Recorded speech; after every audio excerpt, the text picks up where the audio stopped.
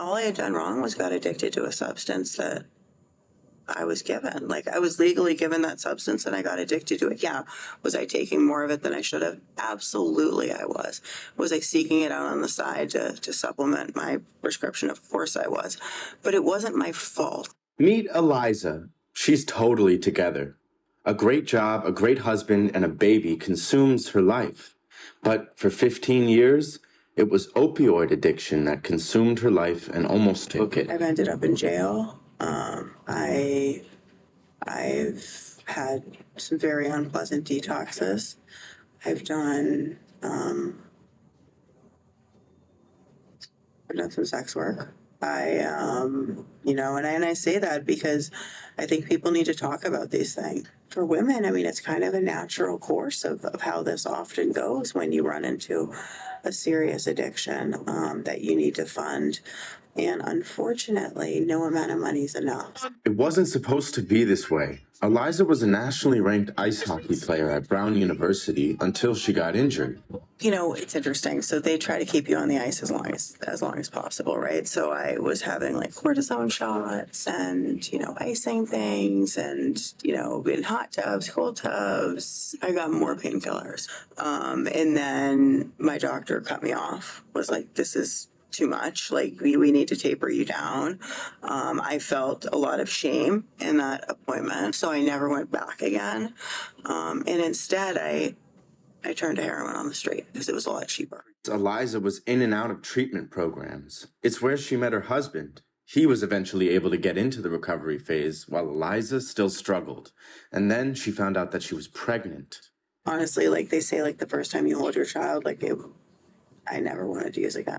It was my child saved my life. I mean, I don't know how else to say it. My child saved my life.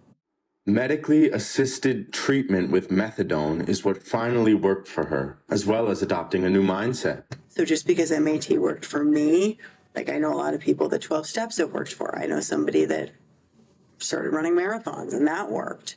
I just got lucky in that I found something that really finally worked for me. And I think at that point, I had tried everything else and it was really all that was left. If that didn't work, nothing was going to work. There's this little P, this little yellow P, and it's really there is to be a reminder of support and accountability. Eliza now works for Preda, a game changer in addiction recovery.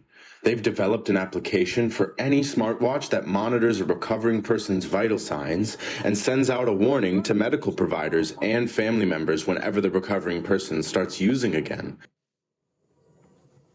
And here it is, connects me right to 988. Thank you for texting the 988 suicide. That oftentimes somebody will leave a treatment center and maybe not be doing so well. And the treatment center's alumni program will call to check in on them and they'll say, we're doing great.